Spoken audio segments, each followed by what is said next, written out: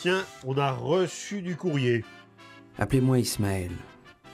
Il y a de cela quelques années, peu importe. Oui, bon, ça va, pas la peine de se taper tout le livre audio, je vois où ça va nous mener. Générique.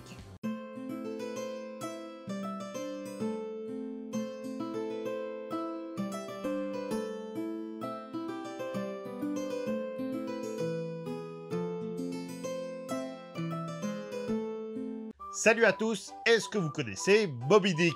Pour retrouver l'origine de ce roman, on doit remonter en 1819 à New York, année de naissance d'Herman Melville, descendant de héros de la guerre d'indépendance. Du côté maternel, son grand-père est Peter Gassenworth, qui a tenu bon lors du siège du fort Stanwix. Et son autre grand-père, Thomas Melville, a participé à la Boston Tea Party. Avec un arbre généalogique aussi fourni, Herman doit être un véritable guerrier. Eh bien pas du tout. La faute à son père qui va être atteint de décès, obligeant ses fils à travailler pour subvenir aux besoins de la famille. Et c'est parti pour la ronde des petits boulots pistonnés. À l'âge de 13 ans, il se retrouve donc à travailler dans une banque où son oncle est administrateur. Il quittera le boulot 2 ans plus tard à cause d'un problème de vue, pour rejoindre un autre oncle dans une ferme du Massachusetts. J'avais dit qu'on avait affaire à un pistonné. Ce second boulot ne lui conviendra pas non plus et il le quittera quelques mois plus tard pour reprendre ses études, devenant enseignant, encore une fois seulement pour 2 ans, car il s'était trouvé une nouvelle vocation. Adieu Plancher des Vaches, bonjour Plancher des Mouettes, puisqu'il rejoint la marine marchande à bord du Saint-Laurence pour une traversée de 3 mois entre New York et Liverpool. Toujours pas convaincu par son nouvel emploi, il reprendra une nouvelle fois le poste d'enseignant pour la fin de l'année, un emploi pour lequel il ne sera jamais payé et qui le poussera à se faire engager sur un baleinier à Nantucket. C'est compliqué, mais c'est compliqué! Voilà, ça fait plaisir de voir un gars qui sait où il veut aller. De là, il continuera sa route à bord du navire australien, le Lucy Anne, rejoignant Tahiti avant de se faire arrêter à peine le pied posé sur le sable chaud. La raison de son arrestation? La participation à une mutinerie sur le Lucy Anne.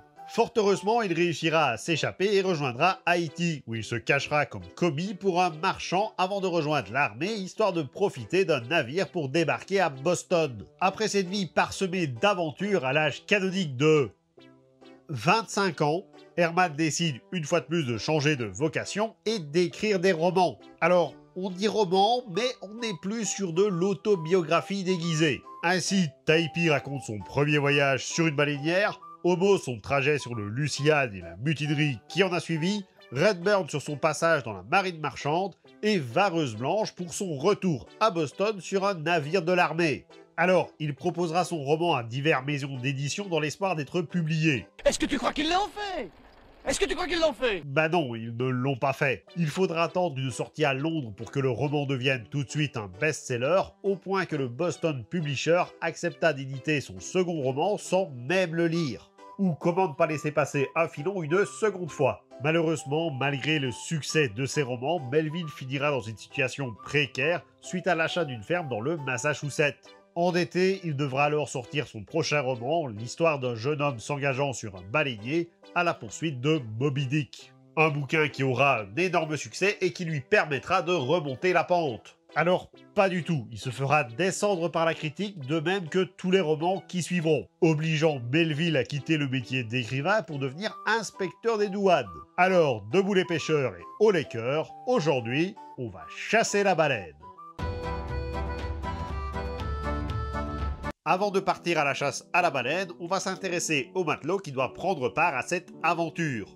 Alors qu'il était toujours un enfant, Ismaël a dû faire face à la plus grande menace présente chez les classiques d'animation Disney. Il a perdu sa famille? Non, il a une belle-mère. Ici, il n'est pas question de se retrouver enfermé dans une tour, de devenir le servant de la maison ou de se faire arracher le cœur. Non, le supplice qu'a subi Ismaël est tout autre. Il a dû dormir. Ça va, c'est pas non plus le pire des châtiments. Il a dû dormir toute la journée. Et pas genre être au lit. Vraiment, dormir. Seulement vous êtes obligé de dormir dedans.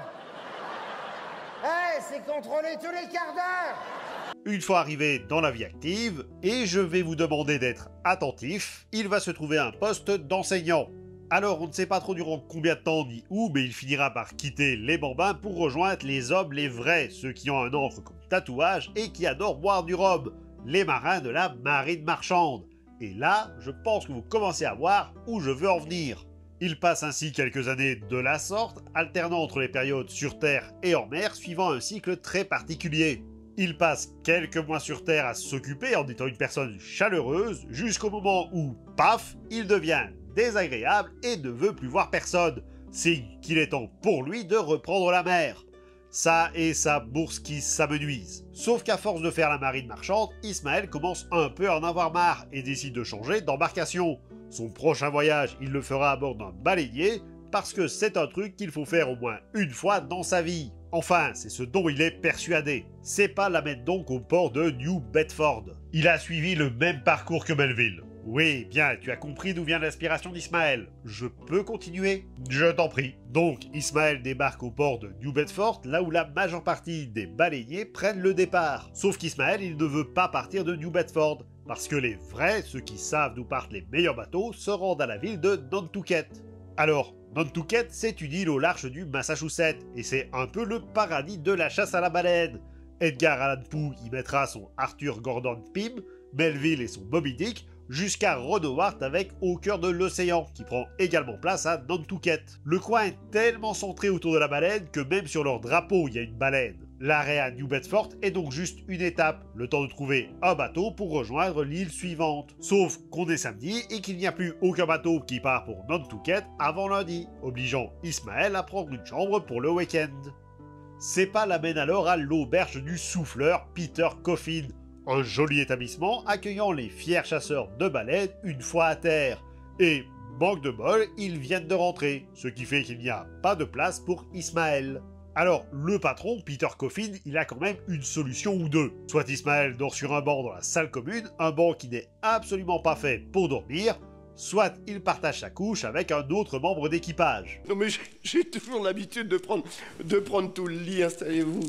Cet autre membre d'équipage, c'est le second protagoniste de notre histoire, Kikeg. Alors Kikeg, il vient de l'île fictive de Kokovoko. Il y avait une réduction sur la lettre O chez l'imprimeur. Et sur cette île, il n'est pas n'importe qui, puisqu'il est le fils du roi déjà, mais c'est aussi le neveu du grand prêtre et d'un nombre incalculable de guerriers. Autant vous dire que le type, il pèse dans le game. Donc pourquoi est-ce qu'il ne fait pas des trucs de prince sur son île? Parce qu'à l'image d'un jeune lionceau qui voulait partir à l'aventure, Kikek était quant à lui désireux d'en savoir plus sur ces étranges matelots qui venaient par moments sur son île et qui s'appelaient chrétiens. Ouais, sur l'île de Kekek, les croyances sont un peu différentes puisqu'ils vénèrent au moins un dieu, Yojo.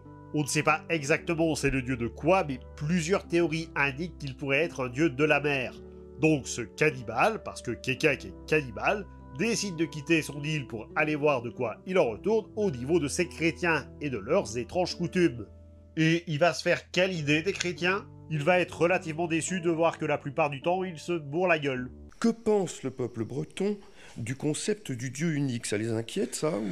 Mais il ne peut pas retourner sur son île car il craint d'avoir été souillé par leur décadence. Toujours est-il que Kikek est un harponneur chasseur de baleines, ce qui tombe bien pour Ismaël qui cherche un bateau. Au moins, il a quelqu'un pour le conseiller. Comment? C'est pas ce qui va se passer? Après une première rencontre, comment dire? Ils ont été à deux doigts de briser la glace à coups de harpon dans la tronche. Les deux hommes sont devenus amis. It's guy love, don't compromise the feeling of some other guy. Des amis tellement proches que Kikek met son destin entre les mains pour ce qui est du choix du bateau. Ça c'est con.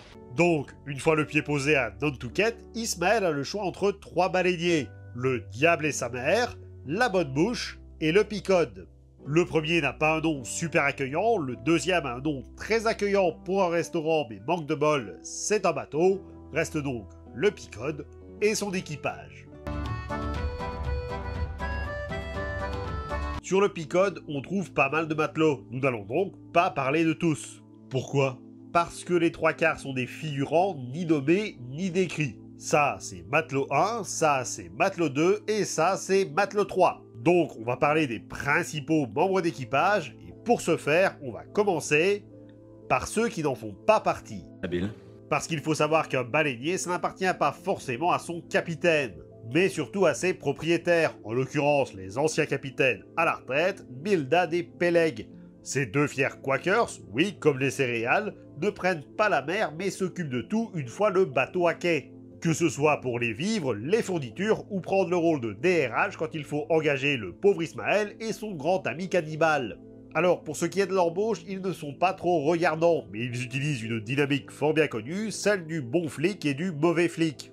Salut mon pote, je suis le gentil policier du quartier. Tu veux un verre d'eau? Oh oui, justement, je fais... Tant pis. Par exemple, quand il est question du salaire. Alors, on va faire simple, le salaire sur un baleinier, ça n'existe pas. En réalité, c'est une partie des bénéfices qui sont redistribués aux matelots. Donc, la pêche est bonne, on s'en met plein les fouilles, la pêche est mauvaise, les poches sont vides.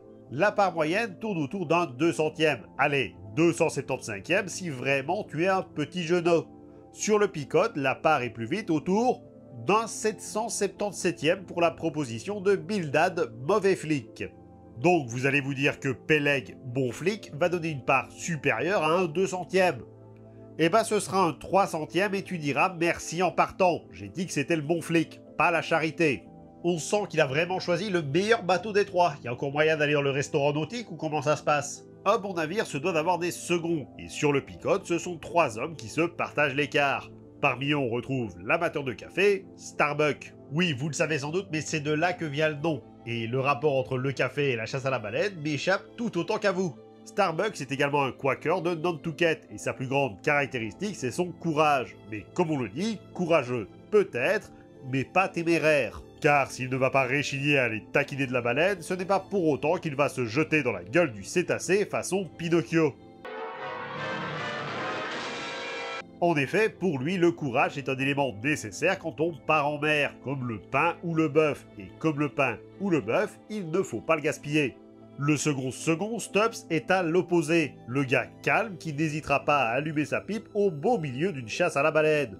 Originaire de Cap Cod, rien ne semble l'alarmer plus que ça et il répond toujours présent quelle que soit la tâche. Chasser la baleine, il est là, découper la baleine, il est là, manger la baleine. Bon, il est là aussi, mais c'est une tâche beaucoup moins rébarbative. Cependant, sa bonne humeur et son humour peuvent avoir des mauvaises répercussions sur les autres membres d'équipage. Parfois, il est bien lourd et on ne peut que soupirer face à ses frasques, et parfois, il est drôle, ce qui fait qu'on lui pardonne tout. C'est vrai, monsieur Flasque. Son assurance est telle que, sur son canot, face à une baleine en colère, il a l'air d'être un hôte attendant patiemment son dîner, et dont les membres d'équipage ne sont que les convives de ce festin maritime. Cependant, et comme bien souvent avec ce genre de personnage, cet humour et cette nonchalance cachent en vérité une peur de la mort qui le guette à chaque instant. Comme le disait Beaumarchais, je me presse de rire de tout, de peur d'être obligé d'en pleurer. Et enfin, le troisième second, Flasque. Le nom, pas l'adjectif. Encore que, Flasque vient de Martha's Vineyard, qui n'est pas un vignoble appartenant à Martha comme son nom l'indique, mais une île. On a eu le courageux, on a eu l'humoriste, maintenant on a l'idiot. Alors, on va dire le légèrement simplet. En effet, Flasque est un grand naïf, mais qui montre une capacité à tuer de la baleine assez incroyable, voire effrayante. Un peu comme si la baleine avait insulté toute sa famille sur plusieurs générations. Est-ce que j'ai insulté ta mère? Ok, alors finalement, on va plutôt dire le psychopathe. De manière fort simple, on peut dire que Flasque est furieux. Je suis pas sûr qu'on la garde celle-là.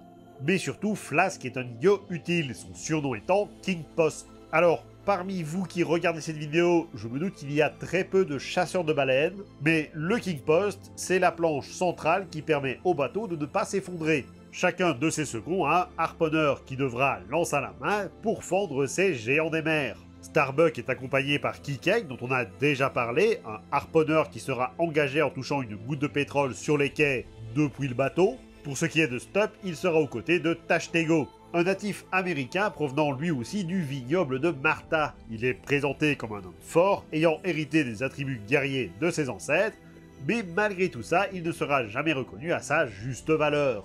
En effet, il est le premier à tuer une baleine, mais verra tous ses mérites être attribués à son second en chef, Stubbs. Et par la suite, il sera le premier à voir la baleine blanche tant recherchée, mais se fera une fois de plus coiffer sur le poteau par le capitaine du navire. La seule fois où il sera premier ou personne ne voudra prendre sa place, c'est quand il manquera de mourir en dépeçant un de ses mammifères marins. Ça, pour les lauriers, il y a du monde, mais quand c'est pour les emmerdes... Et enfin, le dernier harponneur officiel est Daggoo, aux ordres de Flasque.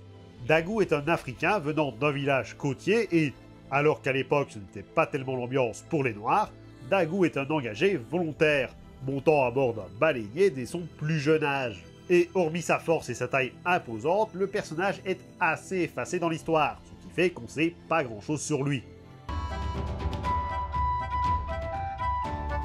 Le personnage presque central du livre, à un tel point que les premiers lecteurs pensaient qu'il était le protagoniste, c'est le capitaine du navire, Achab, avec un H. Et s'il y a bien une chose que l'on peut dire sur notre capitaine, c'est qu'il a mal commencé sa vie. Son père est aux abonnés absents suite à son décès, et sa mère démente le rejoint alors que le bambin fête son premier anniversaire. Et non, le fait qu'il soit un orphelin ne fait pas de lui un héros. À 18 ans, il s'engagea comme harponneur sur un baleinier, commençant ainsi une carrière dans la marine qui durera près de 40 ans. Une fameuse carrière qui se passera sans trop de soucis. Enfin si, il y en aura 2 majeurs et quelques mineurs qui nous seront rapportés. Dans un premier temps, son navire sera pris dans un typhon au large du Japon, brisant chacun des 3 mâts de son navire. Et alors que l'équipage croyait à sa mort certaine, le grand Achab dirigea son bâtiment d'une main de maître pour le ramener à bon port sans perdre aucun matelot. Je vois que j'ai affaire à un professionnel. Il affrontera également la mort durant plusieurs nuits à Cap Horn et un Espagnol devant un hôtel à Santa. Mais l'événement le plus important de notre capitaine est arrivé lors de son dernier voyage sur un baleinier, où il rencontrera son ennemi mortel, une baleine blanche qu'il surnommera Moby Dick et qui lui coûtera la jambe. Alors cet événement, il marquera surtout le début de la folie monomaniaque et vengeresse pour le capitaine, n'ayant plus qu'un seul objectif en tête, celui de prendre la vie de ce cétacé. Enfin, ça, et épouser une fille beaucoup plus jeune que lui. Parce que le mariage, c'est vraiment un objectif important quand on perd une jambe. Cette chose-là, ce serait à vous de voir, madame. Et alors que le Picote part pour une nouvelle chasse à la baleine, tout ce qu'il y a de plus classique pendant près de 3 ans, Achab profite d'être en mer pour annoncer la véritable raison de ce voyage. Trouver et tuer Moby Dick, le tout pour un doublon d'or. Pour vous donner un ordre d'idée, un doublon d'or à notre époque, ça vaut 0,000084 €.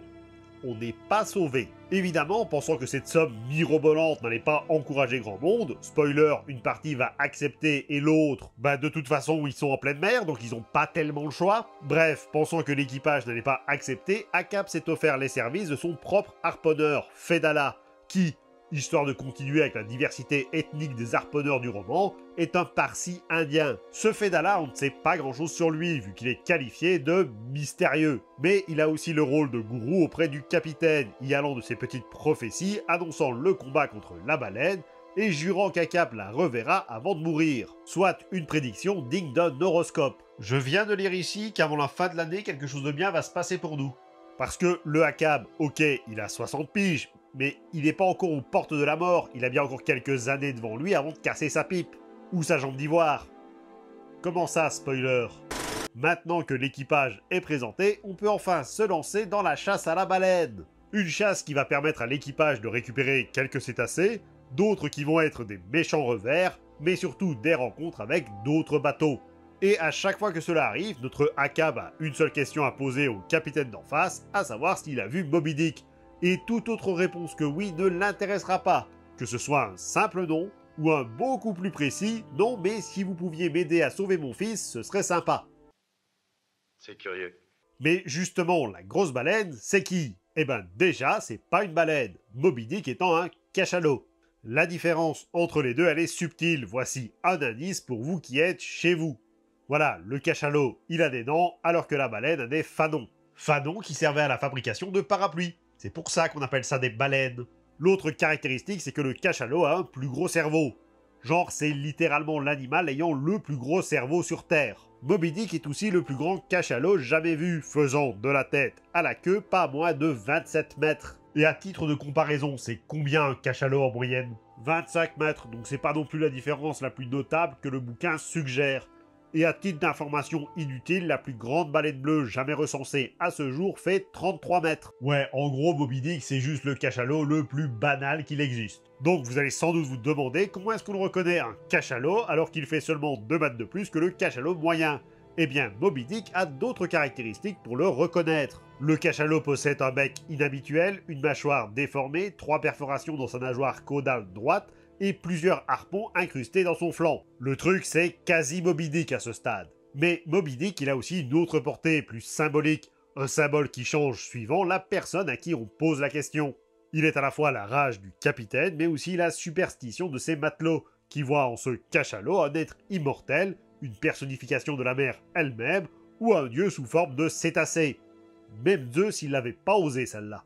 Mais au final, ils vont le retrouver, le cachalot? Alors, le destin final du Picode, il est pas reluisant. Oui, ils vont finir par le retrouver, à plusieurs reprises d'ailleurs, mais c'est surtout la dernière fois qui est la plus importante, dans une chasse qui aura duré 3 jours. L'affrontement contre le géant marin verra dans un premier temps la destruction de plusieurs baleinières, ainsi que la mort de Fedallah.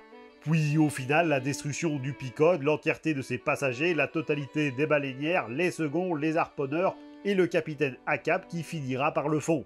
Moby Dick laissant ainsi un message à tous ceux qui voudraient le poursuivre: laissez-moi tranquille, à moins que vous ne vouliez finir avec les poissons. Ou l'expression « c'est assez », dit le cachalot.